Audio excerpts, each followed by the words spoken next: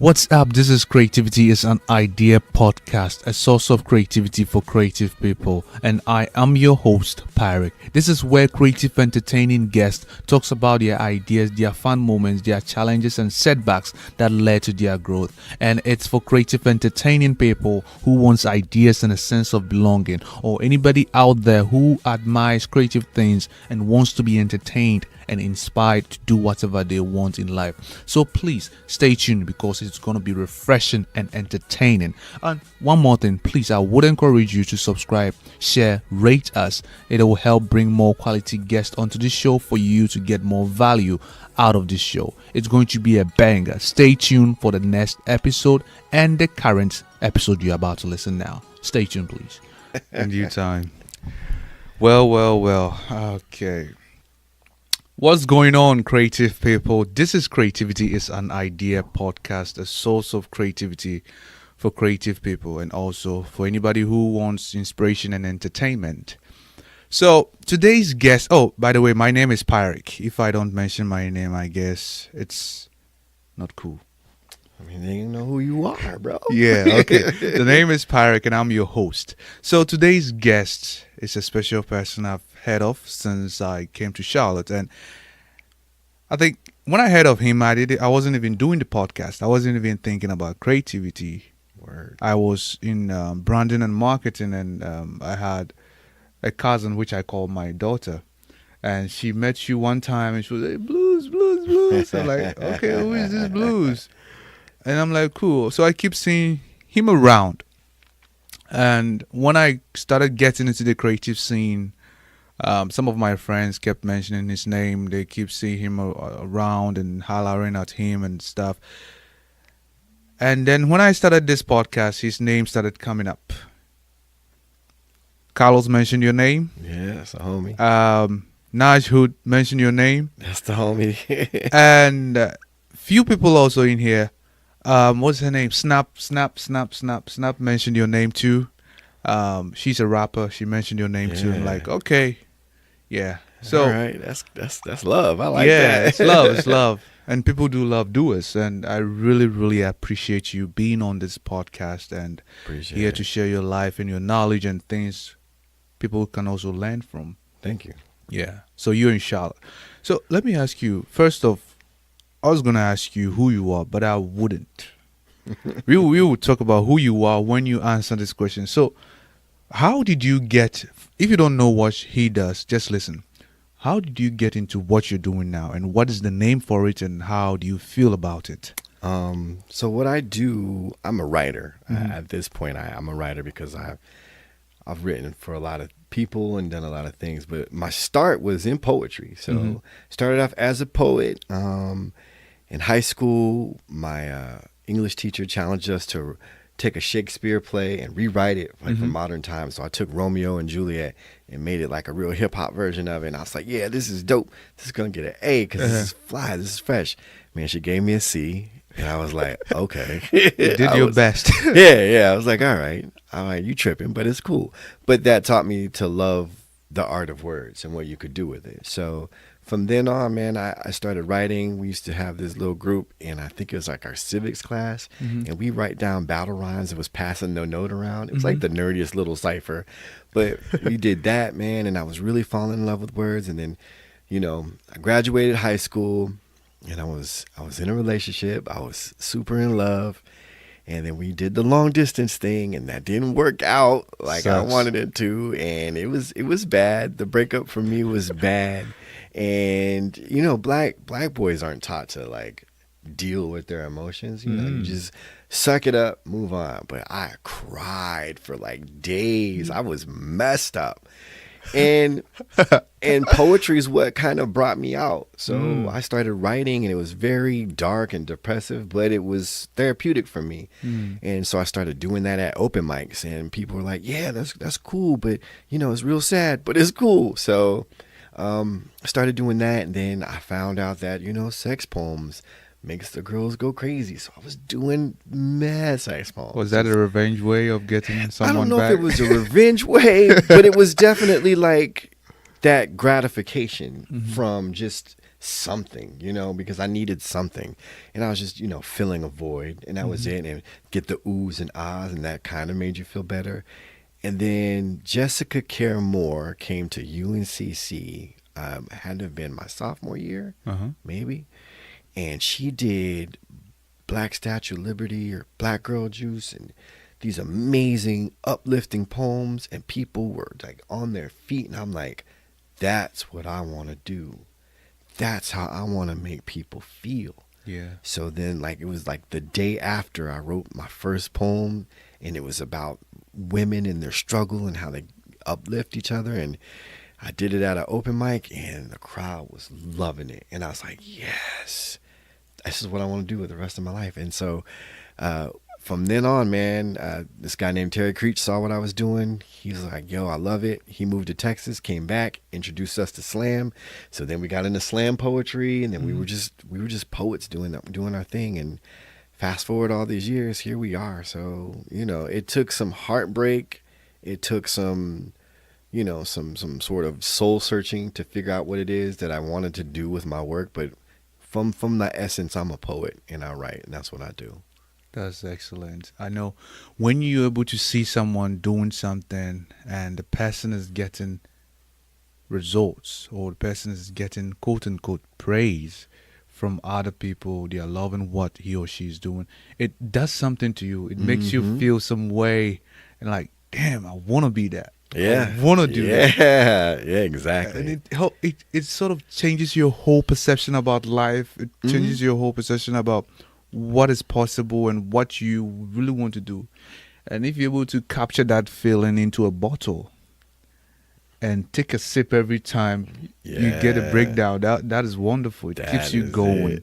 That is it. Keeps you going. It pushes you, and it drives you, and it keeps inspiring you. I think that's the biggest thing. The more you're inspired, the more you create, or the more you want to create, even when you don't feel like it, but something inspires you and pushes you. I think that's what a lot of creatives need. It's just something inspiring around them, for sure. Yeah, they need to get a genie in the bottle who never comes out, but they keep looking at it. Yeah. So that is excellent, Bluz. That is wonderful. So now let me ask you, who are you? I am, first and foremost, I'm a father. I'm a black man in America, and I'm a father of 2 daughters and a son. And I grind. I love hip hop. I love all music. Like, if you ever rode in the car with me, you never know what you're gonna hear, because my music tastes be all over the place. But I'm a child of hip hop, so that's where my heart is. But I listen to all kind of music. But me, first and foremost, I'm a black man. I'm a father. I'm a husband, and everything else trickles down from there. Writer, poet, and all that other stuff. But that's me in a nutshell. I'm very quiet in a room. Like, I can walk in a room and just sit in the corner and be cool with that.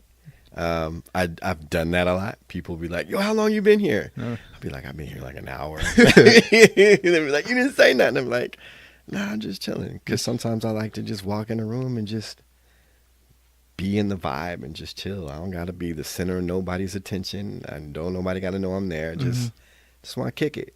There's Bluz at the speaker. Oh, Bluz, there you are. Then everybody started looking at you. And that's happened a couple of times. I'm like, damn. I should have went further into the corner. Wow, that's excellent. So that's who you are. So at this point, Bluz, how do you spell your name, by the way? I spell it Bluz. Bluz. Yeah. Bluz. Tell you what, I didn't know that's how it was spelled until I saw your Instagram name. Yeah, most people don't till they see that, and they be like, and then when they see it, they be like, Bluz? Oh, that's happened so many times. I'd be like, Bluz, and I walk up, they're like, oh, Bluz, that's it. I was like, yeah, it's me. Bluz, yeah, wow. Yeah. That is excellent. So, tell me, growing up, right, how was your childhood? And I believe you said when you came to Charlotte, I think I was 2 years old. I was 2 years old. Yeah. Somewhere in Ghana, being chased by my mom somewhere, or something, maybe disobeying or being quiet as a kid. Right. How you've been in Charlotte? for a while. And how was your childhood like? So I'm a child of I'm a, what they call an Air Force brat or an Air Force kid. Mhm. So my dad was in the military. So we lived in several different places. We lived in Las Vegas, Washington State, Germany, came back and lived in South Carolina. So all over the place. And my childhood was pretty, like, I want to say random, because when you're in the military, you're in a place for maybe 2 to 5 years. Depends, really depends. So you make friends, but you're prepared to, like, yo, we're gonna be out in like a year. So you make friends fast, and you guys make bonds quickly. So it was a lot of that. I have white friends, black friends, all kinds of races and people, because of because we moved all over the place. And I'm grateful because I got to see the world. Like, I got to ski in Austria, and I got to see the castles in Germany, and just been all over the place. But when we moved back to the States, it was really different, because we moved from Germany to South Carolina. So it's a bit of a little culture shock. One, literally the atmosphere that we got off the plane, and the heat and the mugginess, It was just, summertime. oh my, it was the worst, man. It was like, oh, what is this? And we got clobbered with that. But then, adjustments were made. I was finally back in the States, because when you're in Germany back in, it was like the 80s, late 80s.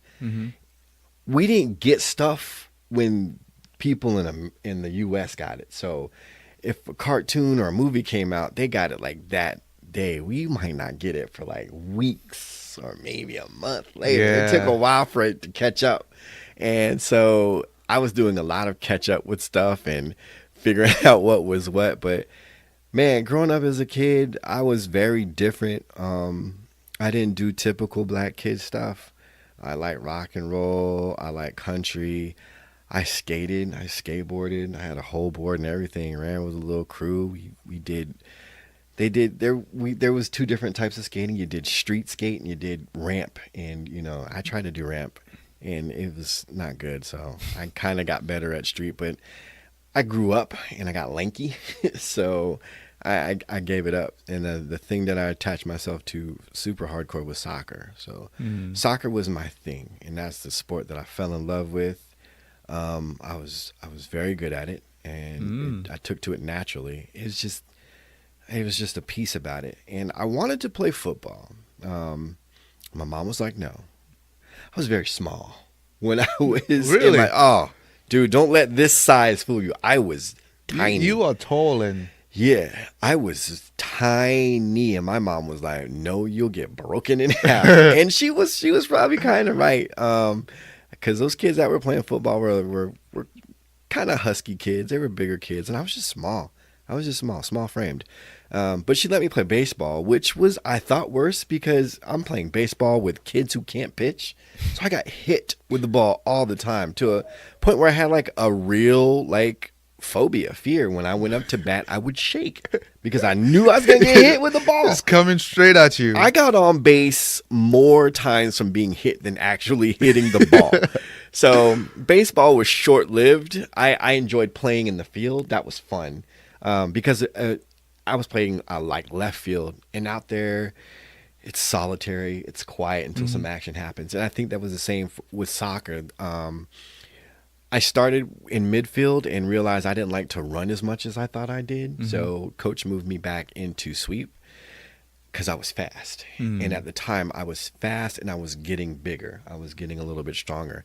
And I had an eye for defense. I had an eye for offside traps. I just had an eye for stuff. And I could handle the ball well. So and that was fun for me, because in the South, when you're a black boy, on pretty much half the time that you hit a field, you're probably the only black kid out there, you get called some stuff. And people say some things, and the ref's not going to hear it, so you got to handle it.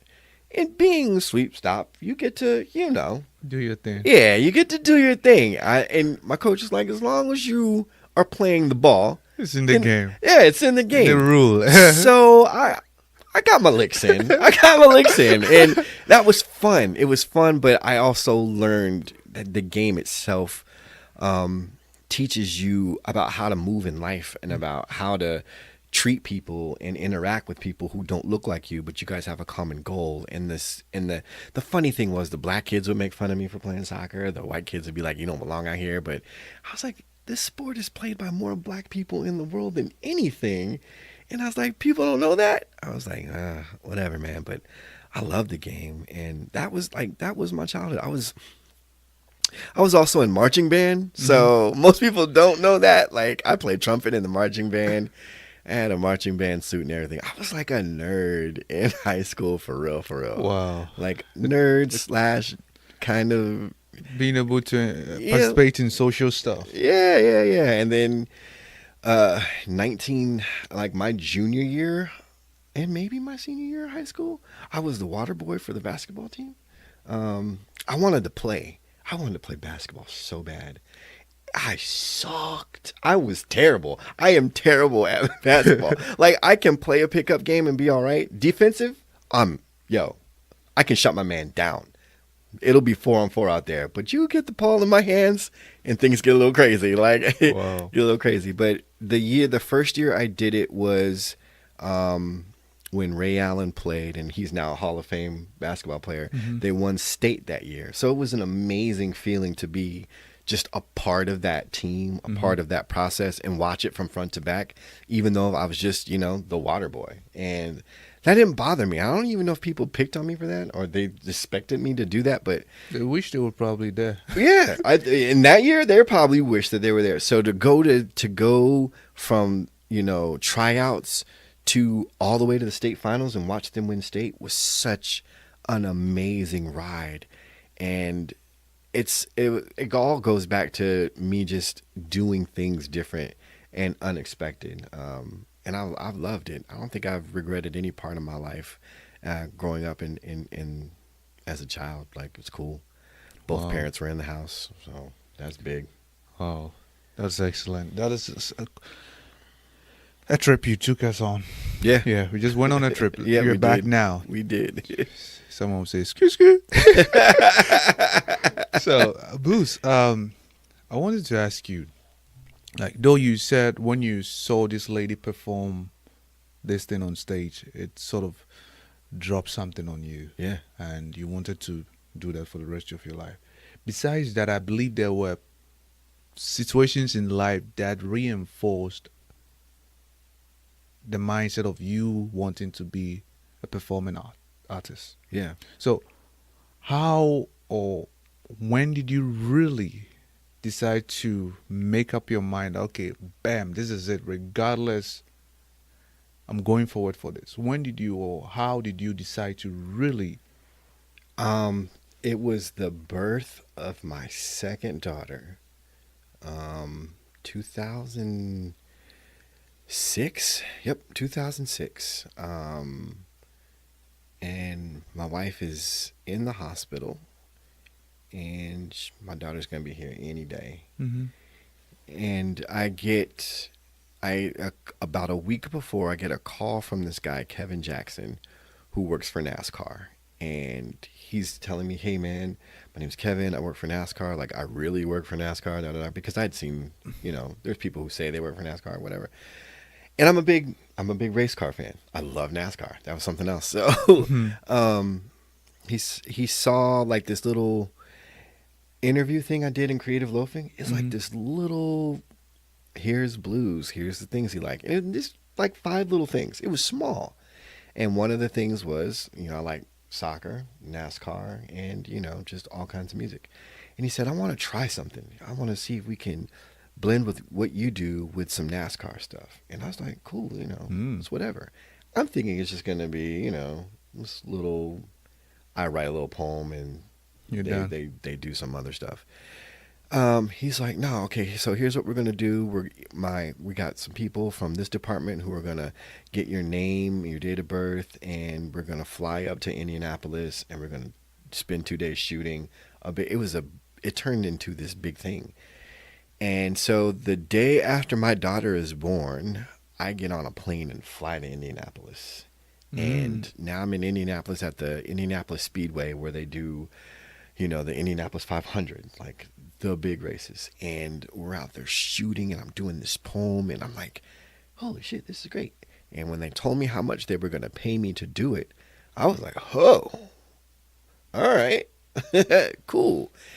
And at the time, which was really the timing couldn't have been more perfect, I was working, before we did the shoot, I was working for Bay Heckle, which is the Fox news station here, as a camera guy. That's what, I went to school and I learned how to work camera and do PA stuff and just be a basic production assistant in a television station.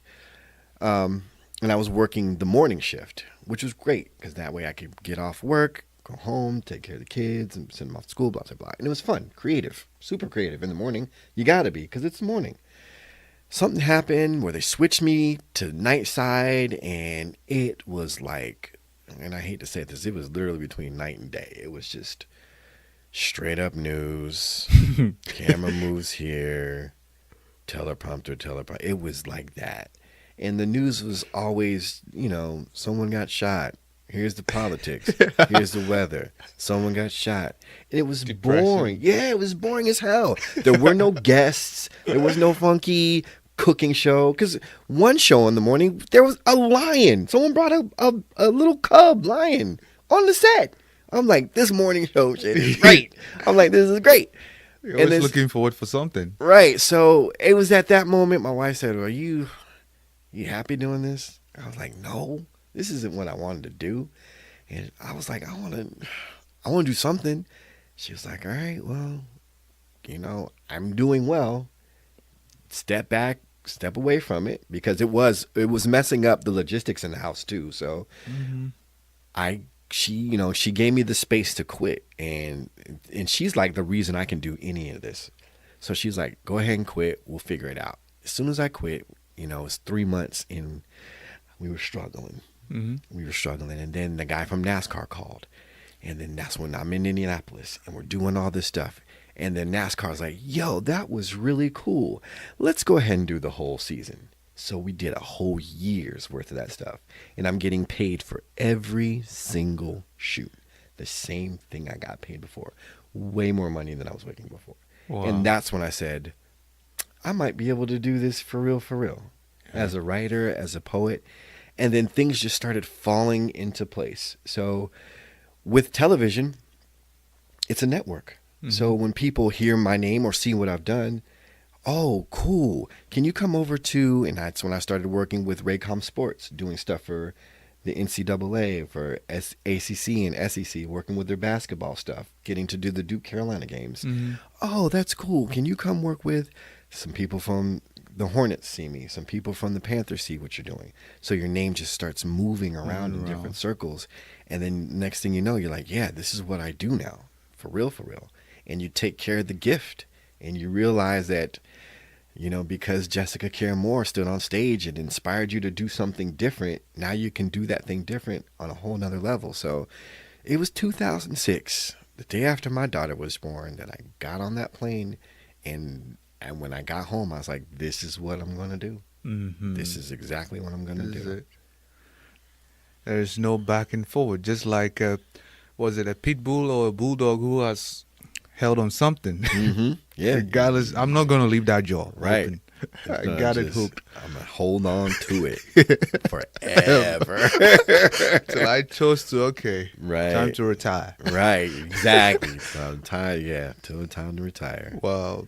And, you said something, it was like 3 months before you got the call from the NASCAR. That 3 months, it was a struggle. I believe there was a point you wanted to, should I? Yeah. Quit? I was super questioning what I had just done. Like, I know she said it was cool to quit, but man, this is not cool. Should I quit? Yeah, because, things were popping up. I think I did security for like a little while. I actually was in a club as a bouncer. Okay. If that's a little known fact. And in my head, I was like, if something pops on, I ain't doing nothing.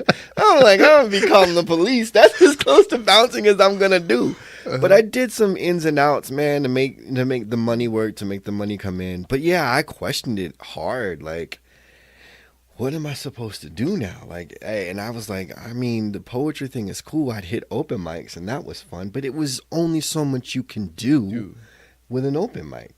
Unless you're like in New York or LA, you hit an open mic, but you never know who's in the crowd. They may see you, you get discovered, blah, blah, blah, blah. But we're talking about Charlotte, you know? Mm-hmm. You don't expect anybody to be in the crowd at a poetry spot to do that.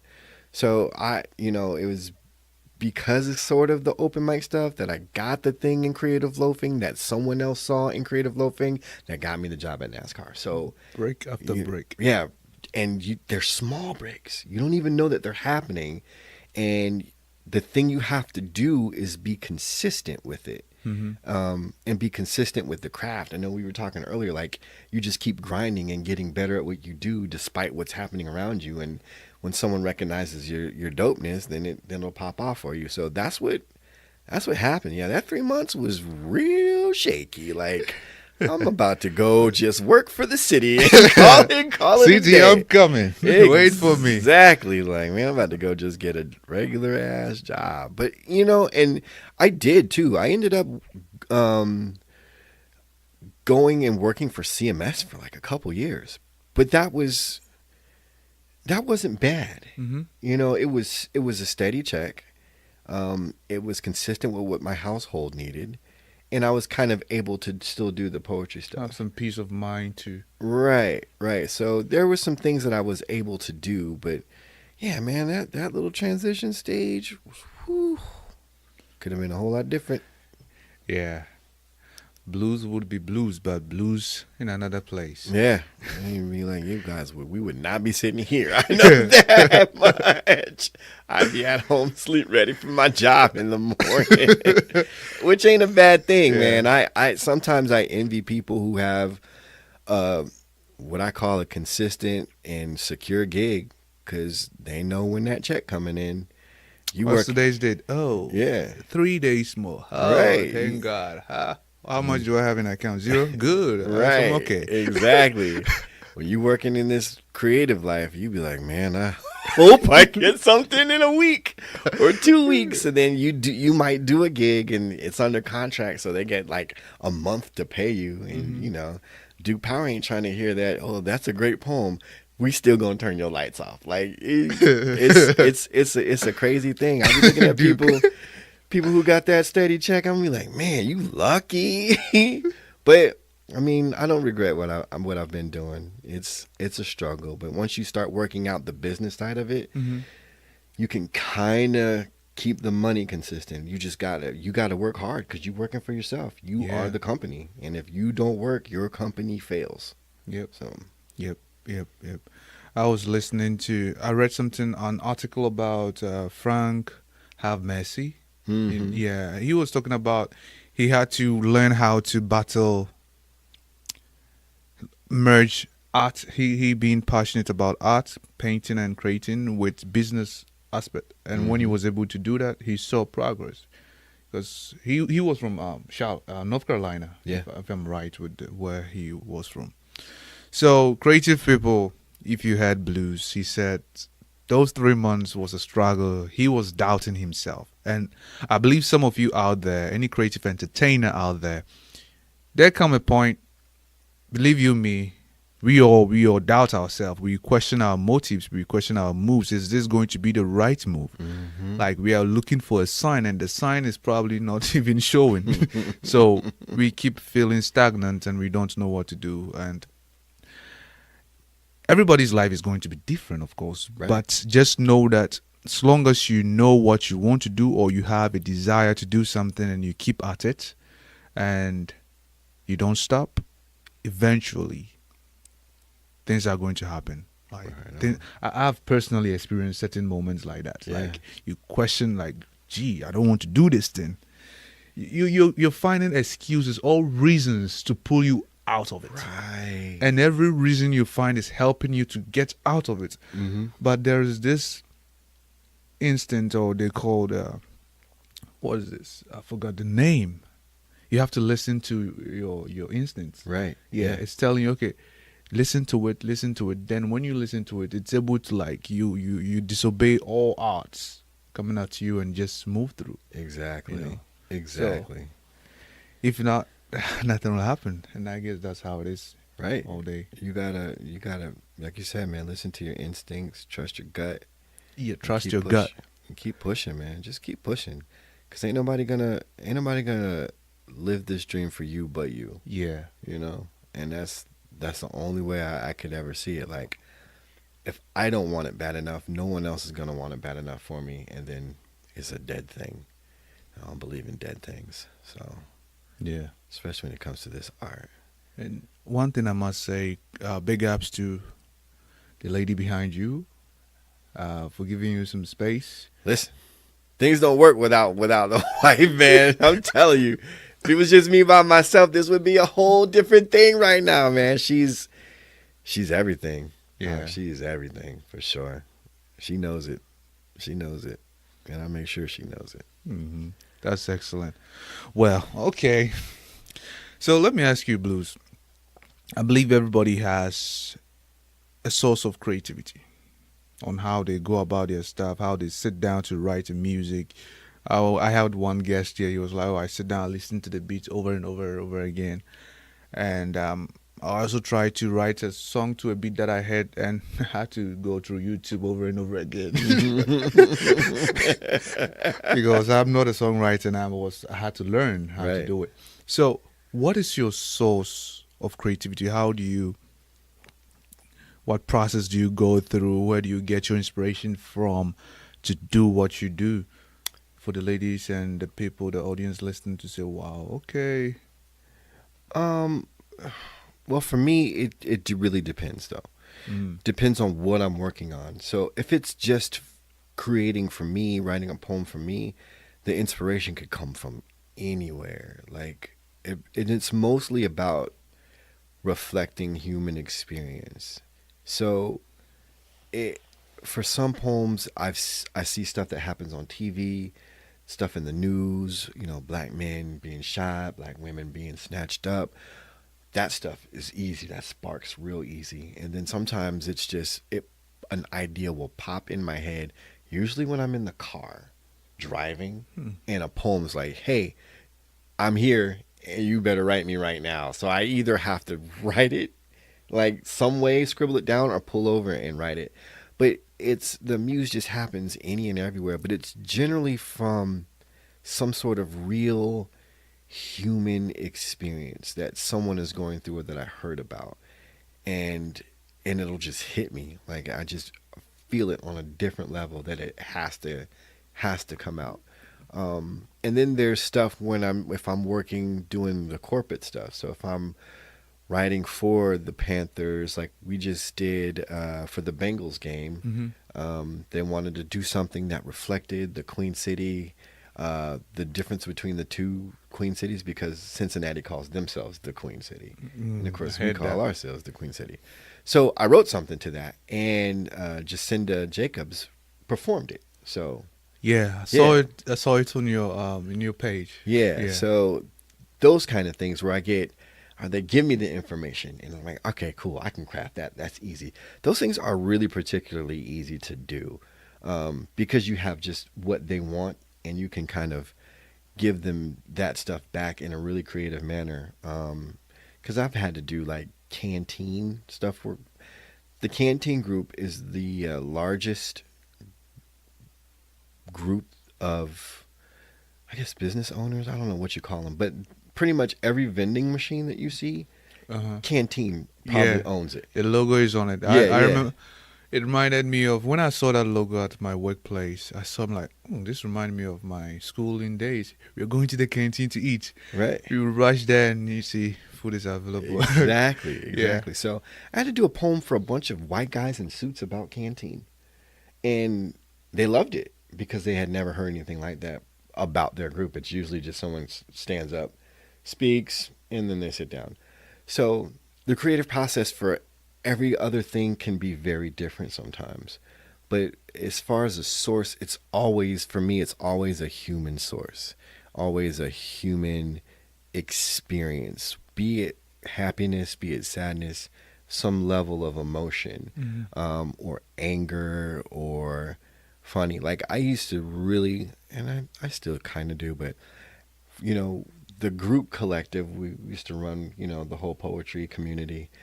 I would write most of the funny. If there was a funny poem, I'm probably the one who did it. And they weren't always funny. They were just, sometimes they were just weird. But I didn't want to necessarily be the poet that was always doing the angry black man stuff. I just had weird shit in my brain. And I was like, I wonder what this would sound like. And sometimes it'd be really funny. Like I did one about ugly babies back in the day. And it was ridiculous, but people laughed at it. Ugly babies. Yeah, because So who are you to blame, the parents? I don't. The whole idea was, people are just nice when they see an ugly baby, like, oh, that's such a blessing, or ooh, his clothes is cute. You know what I'm saying? Like you just do everything except talk about the fact that this baby is ugly. That's your yes be yes. Right, exactly. So yeah, man, the sources are always different, and they're usually from human experience, or if my brain comes up with something super random and it feels weird, then I try it. If I know it's not normal, then I definitely try it. Because not normal is going to make me think and stretch my imagination. Normal, it'll get boring real fast when I'm writing it. And you'll be like, this ain't what I'm supposed to be doing. Let's move to the next exciting thing. Exactly. Challenging. Exactly. Yeah. I'm going to ask you the things that were holding you back, which you had let go. And there's this Newton's law, which I paraphrase, and it's, in order for you to move up, you have to let certain things down. Right. But before you answer, I see a saw here. A sword. And ladies and gentlemen, I would like to present to you today. What's the name? I forgot my script. That's a National Poetry Slam Championship sword and books. I don't know if it's ever had a name.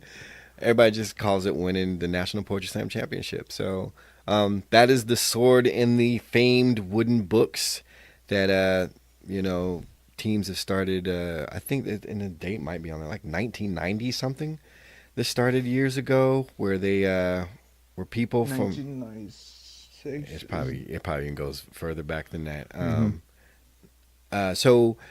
the National Poetry Slam is a festival created for slam teams from around the world to come and compete for this coveted title, where your team is puts poems up and they compete against other teams with their poems. And the Poetry Slam started in Chicago by a guy named Mark Smith, and it's been won by a lot of teams around the, from its inception till now. The cool thing about this is Charlotte is the only team that's won it 3 times. Oh, baby. Yeah. So out of all the teams you see on there, you see some pretty tough teams. There's some Providence and I see Baltimore, Denver, Dallas, New York, San Francisco, San Jose. You've got some teams on there. New Orleans, Denver. We're the only one that's done it 3 times. So we're proud of that. Charlotte again. Yeah. And I'll say another Charlotte again. Yeah. If you don't like it, you can up your game. Cleveland. game. Okay. Asheville. 95. I don't see Asheville again. Oh, sorry. So Asheville was like one of the first teams from the South to win it. Oh, 92, 1990, Chicago. Right, and the team from the South hadn't won it again until we did it in 2006. Wow. So it had been a while, but, we brought it back down this way. We're super proud of it. Team is super dope. Great collective of writers on the squad. They did their thing, and they brought it back home. Yeah. Thank you all for bringing this back home. Yeah. Hope we keep it forever. Maybe. Yes. More than how long a president is allowed to run. Exactly. Yeah. Exactly. So that was the National Poetry Slam Championship. Yeah. and Charlotte do have it, and they've won it for not consecutive, Not but consecutive, yeah. 3 times. 3 times. Yeah. So this 2018 is ours, and coming 2019, it's not leaving. Right. We're going to hold on to it Because for the a whole little team bit. is going to do their best, which is going to happen. Anyway, that was something I wanted to share with you also. If you are listening to this audio in an audio form, I would encourage you to go on YouTube, search for Creativity is an Idea, and type in at Bluz, Bluz to it. I would say Z, but I'm not going to say Z. Anyway, add it to it and it will come up, or you can type in CIAI Bluz and you're going to see what I'm showing in the video. Nice. It's pretty dope. When I saw it outside, I was like, okay, I've seen this online on Instagram, but it's fun to see it in person. Right. You know, it's looking at me now winking at me. Anyway, so now back to what I wanted to know from you. Before you have to go up, there are certain things you have to let down. So what was holding you back, and what did you do about them to see progress? I think for me was a matter of discipline. Being where I say I'm going to be, doing what I'm saying I'm going to do. If I'm going to call myself a professional, I need to do more professional things. So I have and I still do have a problem with time. Sometimes I don't plan well for time. And sometimes I do. Sometimes I nail it. Sometimes I just don't. And when I do that, I feel better when I can get to a place and be there on time. I'm like, yeah, I feel like an adult because I did what I'm supposed to do. So it's crazy. The moment you enter a place, you feel the cloud is in your mind. You're saying, yeah, Right. thanks for making it. And I think another thing I had to really do was let go of, I don't want to call it procrastination, but I will get in my own way creatively. I'll be like, that's not a good idea. Oh, maybe it is a good idea. Nah, it's not a good idea. I'll push it to the side.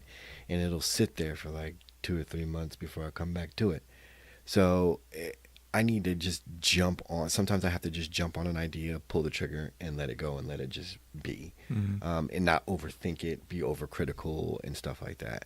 And I also had to learn to kind of, for some people, I realized there are some people that I just can't bring along with me. They're just not at the level that I need them to be. They can be great supporters, great friends, but as in a creative space to help me do something or finish a project, they're just not there all the time. And that can be pretty disappointing because you want to lift everyone you can. You really do. Snap. And the first thing you sometimes think about, you don't even think about yourself. You be like, oh, I know he'd be great for this project. Yeah. And then you be like, well, then they're going to do this and they're going to do that. And then, you start thinking about how much could go wrong. And then sometimes they show you how much could go wrong. And, you might have taken time to build up a relationship. Like, I value the relationships I have with some of the sports teams I have here. And sometimes there are projects that they'll ask me people to bring in on, and I know exactly what they need. And I'll be like, but these people can't do that. They're not up to that. Right. And if I bring them in and they mess it up, it's not their name that's going to be messed up. It's a chain. Right. Domino effect. And they'd be like, yo, Bluz, what is this mess? We're not going to, you know what I'm saying? And I'm like, ugh. So it's that. It's that part of learning when to, take people out of an equation that, that you think that they might fit. And you hopefully can apply them to something different. But those are a couple of the things that I've learned to, put down so I can move up. And I moved up. I'm not going to front. I moved up a lot. And a lot of it has just been saying that I'm good enough to do this thing. I'm going to do this thing. I'll take the weight right now. And then when I can move other situations in later, then I will. So it's been it. I've been on that kind of grind. Wow. And I'm going to summarize what he says, if I still remember and not still digesting them. One, you said time. which you are sometimes good at it. You work on it. Try. It's a work in progress. And not getting into your way, not a procrastinator, but you try not to overthink and get into your own way. Right. And you have to learn to let someone go if you feel they are not really fitting the equation, Right. or that's not their strength. You have to let them go so that you can keep moving. And one more. I think I missed one. No, that was it. That was it? Yeah, that was just the three. Oh, Yeah. Okay. Discipline. No. Yeah, yeah, discipline, No way yeah. I would have forgotten that, Yeah, because I was discipline. thinking about like, shoot, gotta be disciplined. And I was tying discipline in with getting in my own way. So, yeah. That is excellent. So at this point, Bluz, we are curious. I'm saying we because we are curious. What do you have coming up? Do you have anything this month or anything, any project that is going to be online, which anybody who is listening this show, this episode on Instagram, not on Instagram, on Instagram, YouTube, or any podcast platform could check out if they are listening it in 2019? Few things, quite a few things. I just started a brand ambassadorship with Power in Black. It's a t-shirt I have on now. So they're a really cool t-shirt company, just delivering Black excellence all over the place with really cool quotes and really cool looks on their t-shirts. A book that's getting ready to come out called And Then Tamir. It's open letters written to Tamir Rice, who was gunned down by police in Ohio. He's just a kid. He had a toy gun, and police rolled up. I don't even think it was like 3 seconds, and they shot him, killed him. So that book's getting ready to come out. I'm actually going to be talking with his mother tomorrow. I don't know when this will come out, but by the time you see this, I will have spoken with his mother about what this book is going to be about, and part of the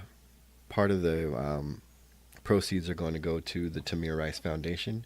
So just working with her and keeping her son's name alive, and still fighting these injustices, and reminding people that we're still dying. And that's what it's about. Like, and it starts off with, and then Tamir, they shoot down another brother, they shoot down another, and the book just keeps going like that. And it's a book that I've been working on for probably 2 years, because every time I want to be finished, something else happens, right? And then that creative thing that we talk about just rises up, and I gotta put it down on paper. So working with that, I have an album that's supposed to be coming out very soon, called Obscure Popularity, which has a book companion with that. So hopefully dropping that by the end of December, hopefully going into the new year.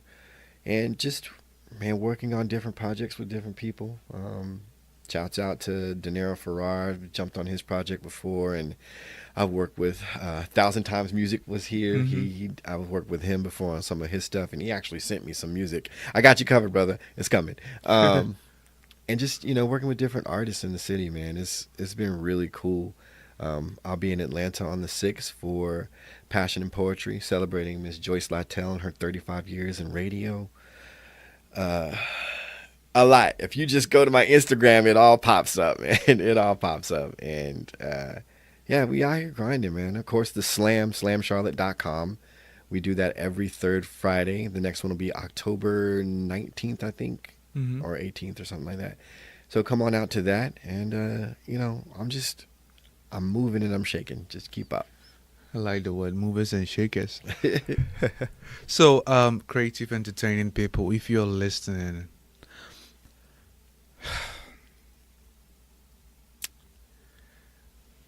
this is Bluz. I know. Right. And I remember one of the guests said, slam poetry, they are yet to scratch the surface. They are yet to figure out where things are going with that. They are scratching to see how bigger it could get. So I'll say, quote unquote, it's a tough industry. Yeah. And if he has been able to keep at it for this long, right, and being able to sustain a family with what he's doing, then believe in what you're doing, that whatever you're doing out there, you can also find your way to do what you want to do. And at this point, he's going to share something little about any 3 helpful tips about your life, being because you've been in here for a while, Yeah. When you came to Charlotte, I was 2 years old. Yeah. Yeah. So any 3 helpful tips you could give to someone out there? I'd say 1, trust yourself. Mm-hmm. Trust your art, trust your process, trust your ideas, trust yourself, because the minute you start showing doubt is the minute you will completely doubt everything, and you won't believe in anything you're doing. And then what's the point? The second thing I think I would say is don't say yes. Say yes to a lot of things.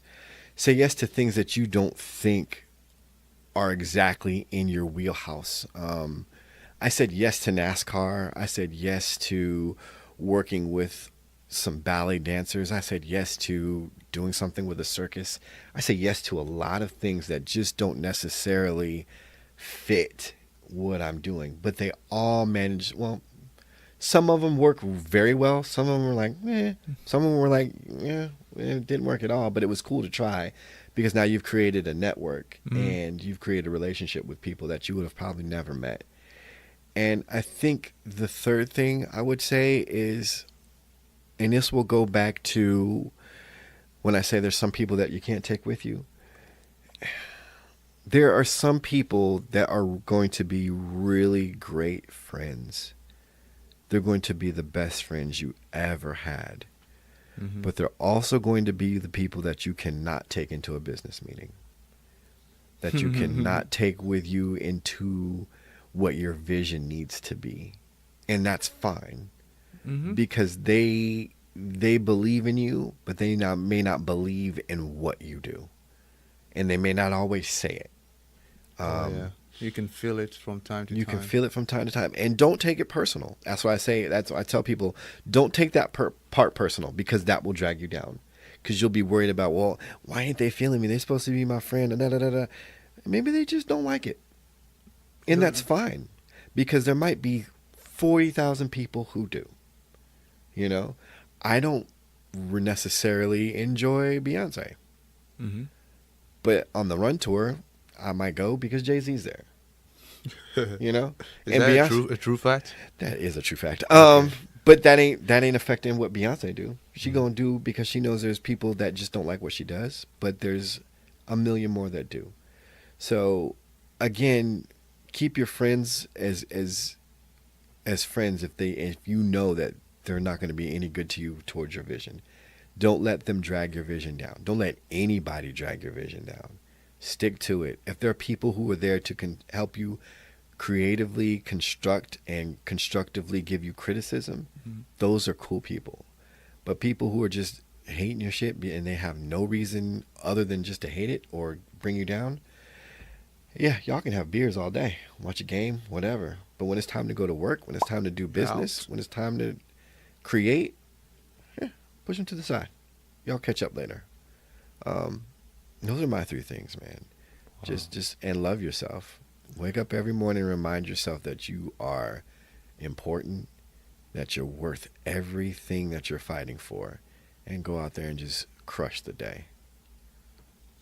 Entitlements with work. Wow. Exactly. Entitlement with work. That is amazing point. Those are amazing points. I can use some. Man. So now you are in Slam Poetry Nationals. The team won it.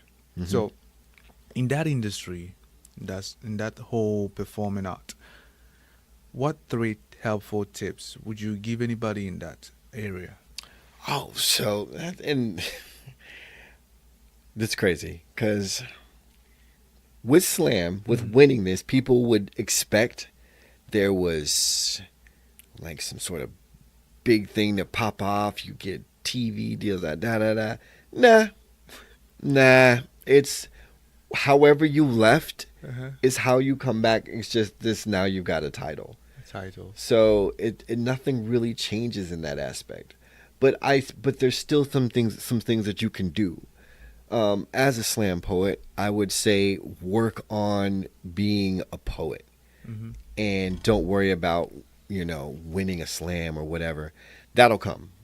That winning comes, but you can't do slam forever. Like a boxer can't box forever. A football player can't play football forever. Eventually, you'll have to transcend up out of there and do something different. Figure out what that is. Figure out how to elevate your craft. Elevate the poems that you do. Turn them into something different. If there's a poem that can be a one-man show, yeah, turn your slam poem into a one-man show. Boom, you can do that.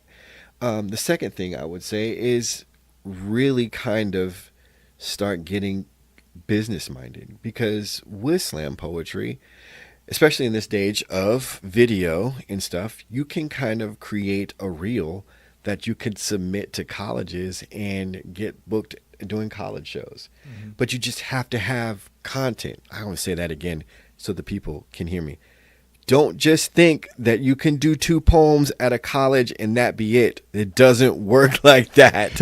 You gotta have at least, and this sounds crazy, have at least a 90-minute show of poetry that works. And it's not just getting up there doing a poem. It's actually getting up there doing a poem, having something to say in the middle, some content, some transition, all of that. It has to all work like that. There's been so many poets who just get up there and think, I'm going to do 3 poems and I'm going to start touring colleges. No, you're ruining the game by doing trash work, and then bringing that trash work, and then these colleges will be like, well, I think they're going to think that every slam poet does that now. And you're just ruining it for people out there. So get your catalog together. That's what I'm saying right to your face right now. Yeah. Get your catalog together. Someone would say, raise your standards. Yeah, raise your standards. And I guess the third thing I would say is get into creating visuals for your work, or a book, or record some music. Like, just try some new stuff with your work. Like, step out of the open mic zone, step out of the slam poet zone, and see where else your work can work. Expand your imagination and your creative aspects, creative goals. Yeah. Just like potatoes is not just known for French fries. Right. You can make what is it called? Mashed potatoes out of it. Mashed potatoes. You can make so many things. You can make some gun out of it. I saw something on YouTube. Some crazy stuff. So expand your horizons. Try to be more creative, and create something out of thin air, but from the creative thing you do. Right. And also, you said, oh boy, my brain is losing it. You the first one was, you can't bring. What was the first thing I said? Now my brain is gone. I know we definitely said you got to definitely bring more to the table in terms of your college stuff. 90 minutes show. Right. And be prepared to kind of expand outside of what you're doing in slam poetry. Don't think that you can do this forever. Yeah, you got to be able to move on. There's only like 3 people who can actually still do slam. No, that's not true. There's a lot of people who still can do it. They just don't. They're doing other things, but they could easily slip back into slam and still crush it. And they've proven that time and time again. But they've also proven that you should be able to expand past just doing a slam and being good at that. So, yeah. Wow, that is excellent. Since we are still talking about slam, in a moment we'll be wrapping up, but stay tuned. Since we are still talking about slam, tell me, what do you think about the industry? That is a very good question, P. The community operates on a couple different levels. So the National Poetry Slam is a community all in itself, where you have poets from all over the country who are competing for one prize and working inside that community. And that community, for me, and I'm speaking just for me, and there's a few more black men who can attest to what I'm saying, has become a place where it can be unsafe for Mm. because they like to use this word safe space. It can be unsafe for a black male inside that community because um, where I guess the marginalized and victimized people have sort of become the power and become the bullies and use their influence to make things happen the way they want to happen. Um, and it's not, it's not anything crazy, but unless you've been on the side where you felt the pushback, you would know it. So it's I've grown a little bit. It's a little bit bittersweet when we talk about the National Poetry Slam community. Mhm. I love them, but at the same time, I keep my distance. I do what I need to do. I talk to the people who I need to talk to. But aside from that, I think there's people that you just can't trust. Mhm. And I think there's people who have been hurt so much or been a victim so much that they sometimes flip that on people and may not know that they do that, which is why I've learned to just keep my distance from all that. But the poetry, and then if we start talking about poetry as a whole, that industry is really funky right now because with YouTube being a really accessible tool, some poets are really just grabbing on and doing that one or two poems, and that one or two poems goes viral, and now they're huge successes. Mhm. But they're only a huge success from those one or two poems. And then you find out that the rest of their catalog sucks, right? And so you're wondering, you who's probably accomplished a lot, you're this poet and that, you've done this and this and this, aren't getting that same recognition, and you get frustrated. You get super frustrated, but that's when you go back and say, listen, I'm just going to keep focused and doing what I'm doing Mhm. and staying in my own lane. But I think it hasn't been any like super breakout superstar poets. There might be like maybe two or three when we talk about like a Rudy Francisco or a Mo Brown or something like that, or Jasmine Mans. People who have really kind of excelled above just, being, I say, in the normal poetry stratosphere. They've gone higher than that. But they're still very normal people doing very normal things. They've just gotten access to a lot of really big opportunities. And they've rocked those opportunities. They've rocked them well, and really leveled up for other poets to come up. And I think their successes need to be studied and respected if you're going to try to get to where they're going, because they're paving a way for people. But I think people are just trying anything and doing anything, hoping to just get that instant success, and it doesn't work like that. And if they watch how these people grind and watched how they work, you too could do that same thing with your own craft and do that. But I think poets are still in somewhere in this get rich quick kind of thing, very hip hop kind of thing, where they'd be like, I'm just gonna get one good poem and ride that wave. And with hip hop, you could do that because it's music and you get your thing played everywhere. Poetry don't work like that. Like, Is he talking? Okay. yeah, exactly. They just move right past it. So it's a really funky field that ebbs and flows. There are some people who are super successful, people who are reaching for that success, and there are people who are just operating in their own little world. So Wow. Creative people, creative entertaining people, admirers, if you're listening, this is Bluz, and we are about to end this. I know I said that earlier, but listen, we are about to end it. At this point, he's going to tell us where we can find him, and after that, we will gossip. We will just gossip. Any random thing, you can whine, you can curse, you can compliment, you can criticize, anything you want. But before that, where can they find you? you can find me on Instagram, Bluz, Bluz, BLUZ. Also on Twitter, Mr. Bluz, MRBLUZ. And my Facebook page should be Boris Blues Rogers. I don't get to it too much, but it's there. And then, of course, check out Slam Charlotte.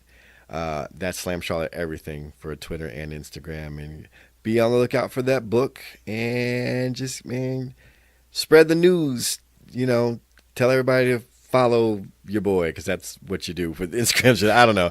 If you follow me, I follow back, and I really appreciate that. And just if you see me post something super dope, super creative, repost it. Help me share stuff. I'm 9 times out of 10, I'm sharing somebody else who's doing something super cool. So, try to do that. Just boost up the city, boost up this culture. That's what we're going to do. Then that was Bluz. He said boost up the city, boost up the culture. Bluz. Well, creative people. Bluz, let's gossip. This is a private conversation. They can choose to listen. So tell me, any public issue, any private issue, any public figure, any global thing you want to talk about, you want to compliment, you want to criticize, you want to vent at, you want to... What is this?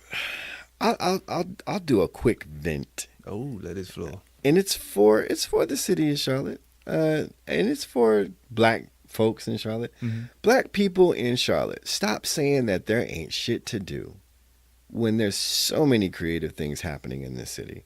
So many creative things. And stop saying I'm not going to go if no one else goes.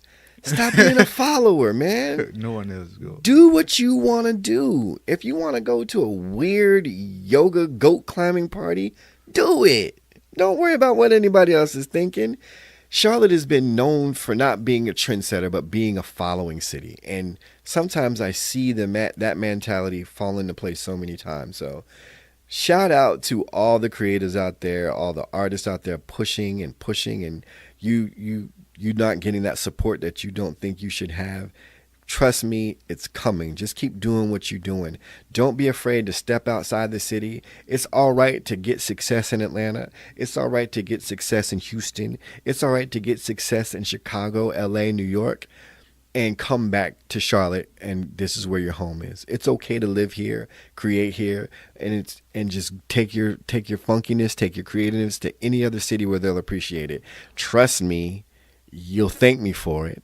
And when you come back, you'll be like, I see what you was talking about. Because the city won't appreciate you until you blow up. And then when you blow up and then do stuff other places, they'll be like, oh, he don't want to.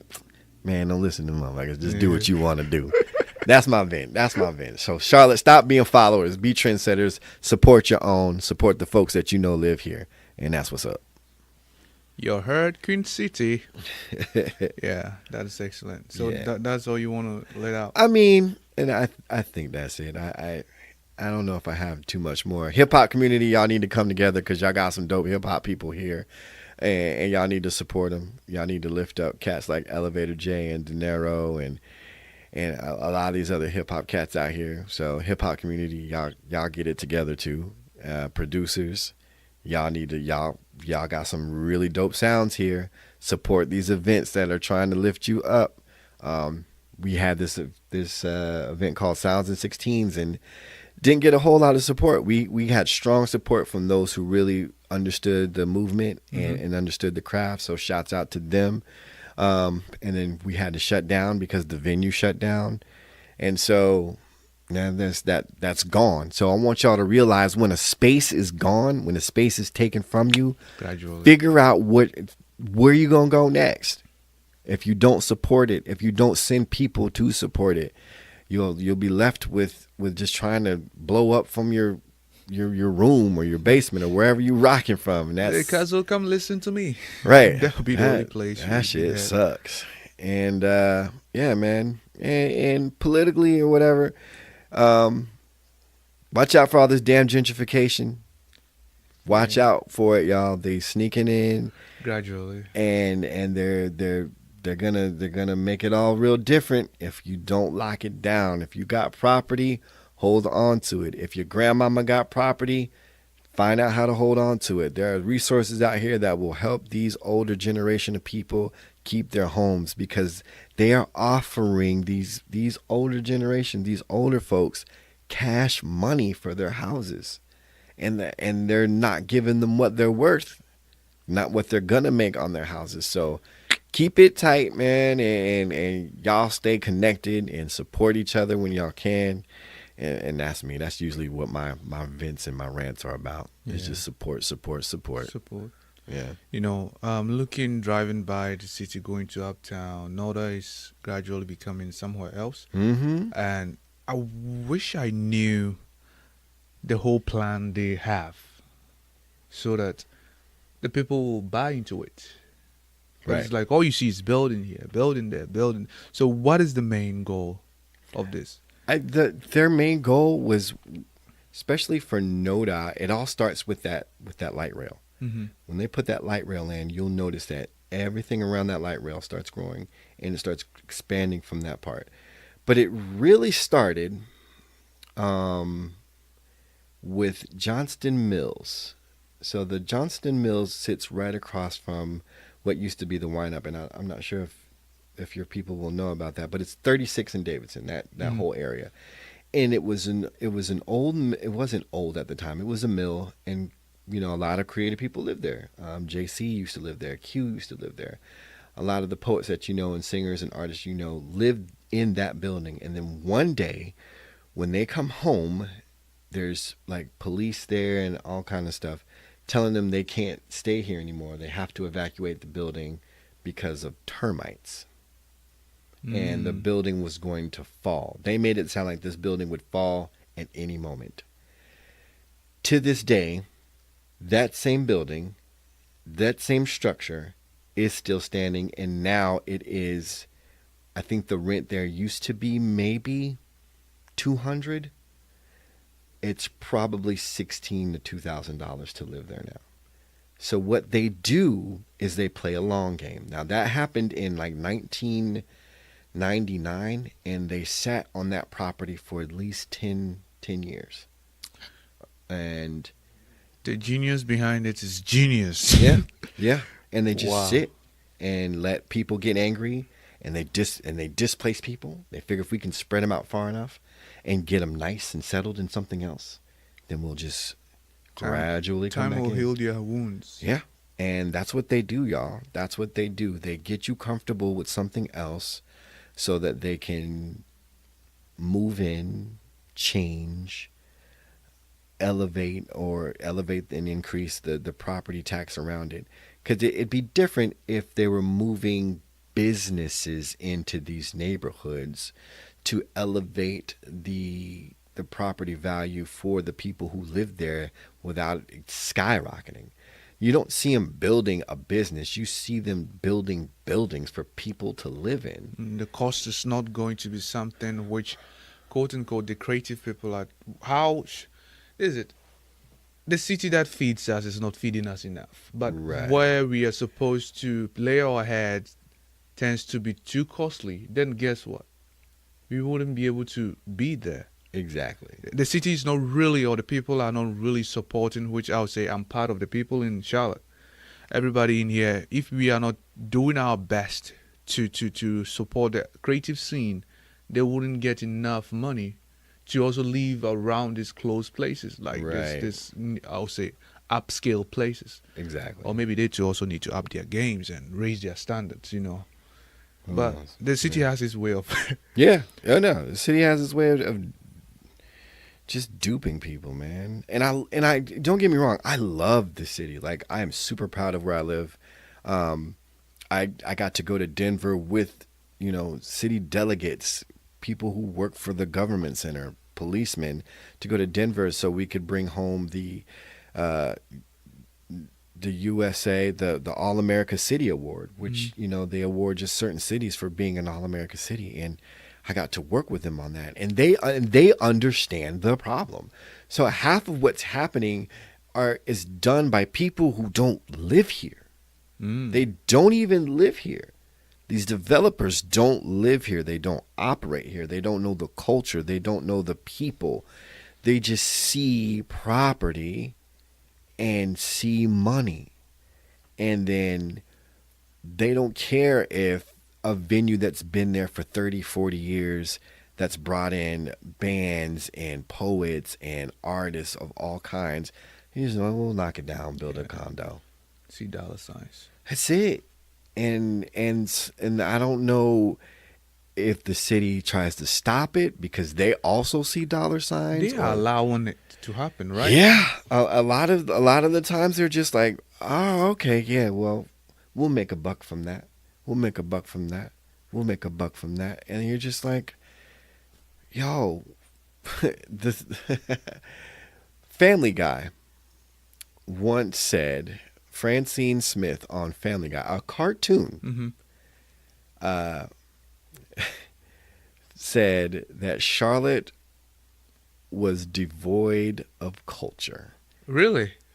It's because they make those quick jokes about a thing, and when they said that, I was like, I don't know who wrote that, but they were accurate as fuck when they said it. When they said it at that time, I was like, God, who gave them that information? Because that is a very specific thing to say. I mean, you could say New York has a lot of murders, or Chicago, it's just a very general kind of, everybody says kind of thing. But to say that Charlotte was devoid of culture, I was like, that is too accurate and too right on the nose. It's an insider job. Yeah, and I'm trying to figure out who from that show could say that about Charlotte. I'm like, God, that is so crazy. But yeah, man, that when I heard that it was funny and hurtful at the same time, because I was like, is that how people see us? Because you and I know that's not true. Yeah. You and I know that there's plenty of artists here in the city who are trying to raise the level of what we do and trying to raise the awareness and trying to make people see where we are and what we're doing. But then we get washed over by all the money and the politics and people who are just want to build on top of everything, man. So yeah, it's I guess in due time, something is gonna happen. Something's gonna happen. Yeah, I'm ready for it. That's how I feel, and the rubber will meet the road. The rubber will meet the road soon. Yes. Yeah. So, let's see. So, creative people, this is Bluz. This is Creativity is an Idea, and today our guest was Bluz. Yeah. Who is? Hey, give them your title. I am the slam master of Slam Charlotte, poet, just dude in the city. Yeah. So I'm very, I appreciate you being here. Thank you, man, for having me. I appreciate it. I really appreciate it. So creative people, if you're still listening, I want to thank you for listening. I would encourage you to rate us, share, keep listening, and give us some reviews and feedback, and subscribe. Because, when you subscribe, you will get quality guests like Bluz on the show for you to keep listening, for you to get some value out of this Creativity is an Idea podcast. So, and as always, I am your host, Pyeric, and please don't fuck up. When you do fuck up, make sure you fuck up real good to help others on a bigger level. So, this was a pleasure. Thanks, man. I appreciate it. It was a pleasure. Thank you. That was...